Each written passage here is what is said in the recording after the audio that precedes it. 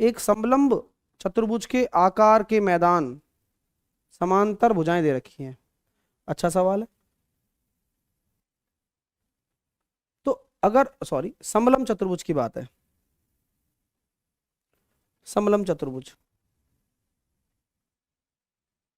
इसमें एक अच्छी बात मुझे क्या लगी कि समलंब चतुर्भुज में आपका जो आधार है वो 77 बोला गया है और एक आधार आपका 60 मीटर है और ये दोनों समांतर है। और बोला जा रहा है कि दो भुजाएं जो हैं वो असमांतर हैं, एक आपकी 25 है और एक भुजा आपकी 26 है। तो मैदान का क्षेत्रफल बताओ। तो समलंब चतुर्भुज का जो क्षेत्रफल होता है वो होता है 1/2 समांतर भुजाओं का योग।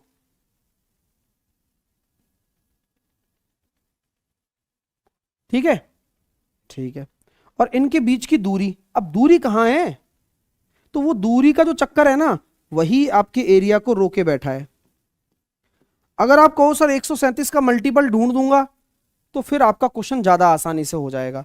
अगर आप देखो कि इसमें 137 का भाग दे दो आप, तो 137 एकम 137, 14 में से 7 गया तो 7, और 5 में से ये हो गया 274, तो 137 से चला गया ना 274। अगर ये दिमाग आप लगा सकते तो फिर क्वेश्चन सॉल्व ही नहीं करना पड़ता आपको। चलो खैर, अब ये नहीं लगता बच्चे से दिमाग पेपर में, चलो कोई बात नहीं। तो आपको क्या करना होता है, अब इसी के पैरेलल एक लाइन डाल देनी होती है। किसके पैरेलल डाली है लाइन आपने? ये 25 के पैरेलल डाली है बॉस, क्योंकि समांतर चतुर्भुज तो बना ही सकता हूं। अब समांतर चतुर्भुज अगर मैं वर्चुअली ड्रॉ कर रहा हूं तो आमने सामने की भुजाएं बराबर, तो यानी कि ये अपनी 60 हो गई, ये अपनी 25 हो गई। तो एक समांतर चतुर्भुज मैंने इसके अंदर बनाया वर्चुअली, तो ये अगर 60 है तो ये 17 है। तो अगर ये एक त्रिभुज बन गया है तो क्या त्रिभुज का हम क्षेत्रफल निकाल सकते हैं? हाँ,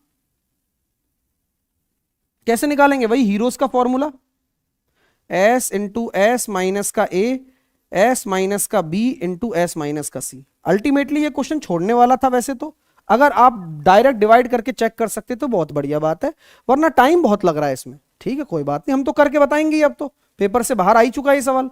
अब ये हो गया 51 और 17, ये हो गया 68, 68/2 34। तो देखो एस की वैल्यू आ रही है 34। अब 34 में से 17 चला गया तो 17, 34 में से 25 चला गया तो कितना आ जाएगा? 9, और 34 में से 26 चला गया तो कितना आ जाएगा? 8। बोले सही है सर। तो अब बाहर जो क्षेत्रफल निकल कर आ रहा है वो निकल कर आ रहा है 17, 16 का 4 और 9 का 3।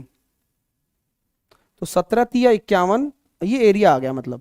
अब एरिया अगर आ गया है तो आप मुझे ये बताओ, क्या सामने वाले शीर्ष से डाला गया लंब निकाल सकता हूं? अभी तो बात कर रहा था, हाँ हाँ अभी तो कर ही रहे थे आप कि त्रिभुज का क्षेत्रफल तो निकाला जा सकता है अगर 1/2, और अगर आपको वो ऊंचाई निकालनी है जो मुझे यहां चाहिए, तो आधार वो ले रहे हो जिसके ऊपर लंब डाल रहे हो। अरे यार ये बहुत बढ़िया जुगाड़ बताया गुरुजी आपने। मैं तो बताते ही रहता हूँ, ये पहले ही करवा चुका हूँ सवाल, जिसने पढ़ा होगा उसको पता होगा। 24 आएगा भाई। तो मेरी जो ऊंचाई निकल कर आ गई है भाई 24 आ गई है। अब जब 24 आ गई है तब मैंने 2 से काटा है 12 बार,